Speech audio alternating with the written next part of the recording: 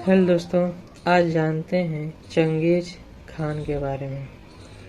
आज वीडियो में बात करने वाले हैं चंगेज खान के बारे में।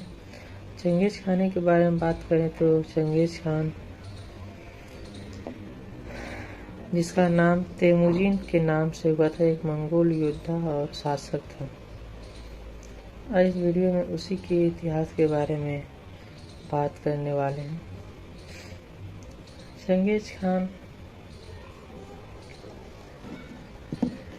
एक मंगोल शासक था। उसने मंगोल साम्राज्य के विस्तार में एक अहम भूमिका निभाई। वह अपने संगठन, शक्ति, बर्बरता तथा साम्राज्य विस्तार के लिए प्रसिद्ध हुआ। यायावर का अर्थ है एक स्थान पर टिककर न रहने वाला, कि व्यक्ति ने इतनी विजय यात्रा नहीं की थी। वह पूर्वोत्तर एशिया के कई घुमंती जनजातियों को एकजुट करके सत्ता में है। साम्राज्य की स्थापना के बाद और चंगेज खान की घोषणा करने के बाद मंगोल आक्रमणों का शुरू किया गया, जिसने अधिकांश यूरेशिया विजय प्राप्त की। अपने जीवन काल में शुरू किए गए अभियान खिताई, काकेशस और ख्वाराज़मियान पश्चिमी जिया और जिन राजवंशों के खिलाफ शामिल है। मंगोल साम्राज्य ने मध्य एशिया और चीन के महत्वपूर्ण हिस्से पर कब्जा कर लिया।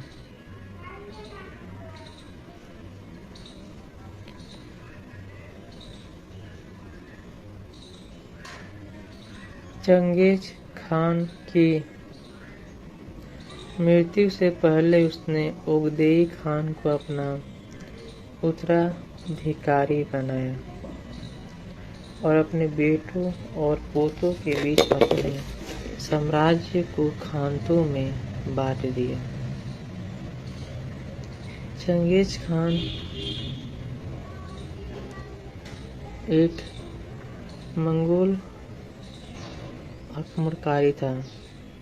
वह घुमंतू था। वह हर जगह बस आक्रमण करने के लिए इधर उधर जाता रहता था। उसने बहुत सारे आक्रमण किए भी थे।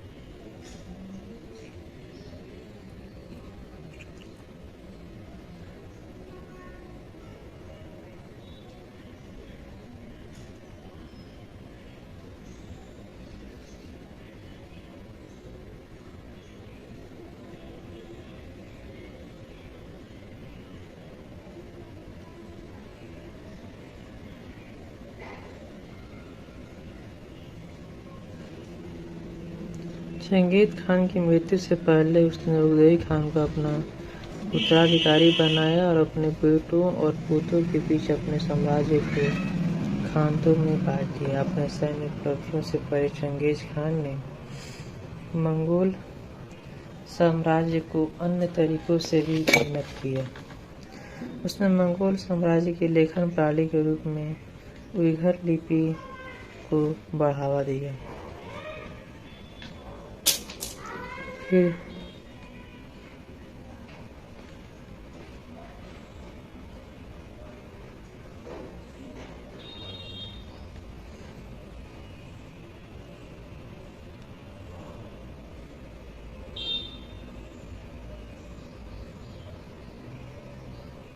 चंगेज खान भारत में भी आक्रमण कर चुका था। उस वक्त कुतुबुद्दीन ऐबक के बेटे राजवंश में थे। चंगेज खान ने गजनी और पेशावर पर अधिकार कर लिया तथा ख्वारिज़म वंश के शासक अलाउद्दीन मोहम्मद को कैस्पियन सागर की ओर खदेड़ दिया, जहां 1220 में उसकी मृत्यु हो गई।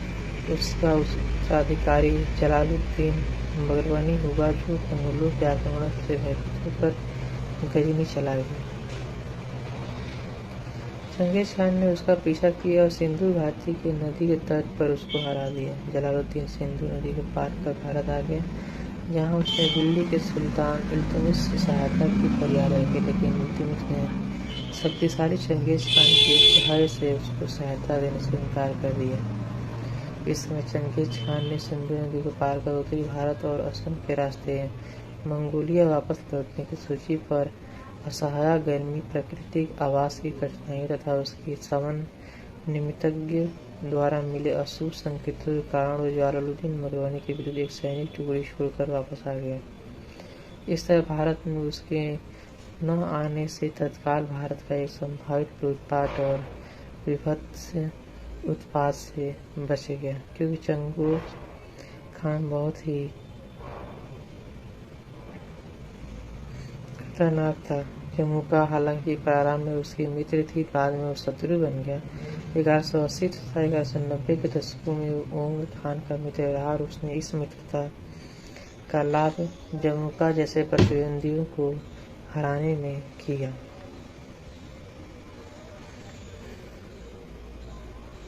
जमुका को हराने के बाद उसमें बहुत आत्मविश्वास आ गया और वो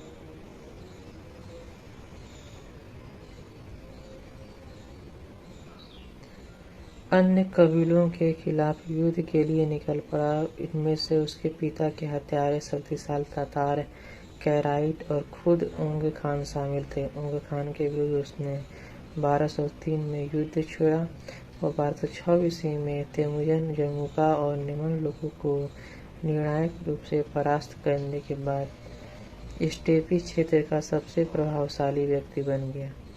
उसके इस प्रभुत्व को देखते हुए मंगोल कबीलों के सरदारों की सभा में मान्यता मिली और उसे चंगेज खान या सार्वभौम शासक की उपाधि देने के साथ महानायक घोषित किया गया। कुरिलताई से मान्यता मिलने तक वो मंगोलों की एक सुसंगठित सेना तैयार कर चुका था। उसकी पहली इच्छा चीन पर विजय प्राप्त करने की थी। चीन उस समय 3 भागों में विभक्त था। उत्तर पश्चिमी प्रांत में तिब्बती मूल के सी लियू लोग और जर्चेन लोग को चीन राजवंश, जो उस समय आधुनिक बीजिंग के उत्तर वाले क्षेत्र में शासन कर रहे थे, तथा सुंग राजवंश जिसने अतिरिक्त दक्षिणी चीन आता था। 1209 में सी लिया लोग परास्त हो गए और 1217 खिता की पराजय के बाद मंगोल साम्राज्य अमूर्त के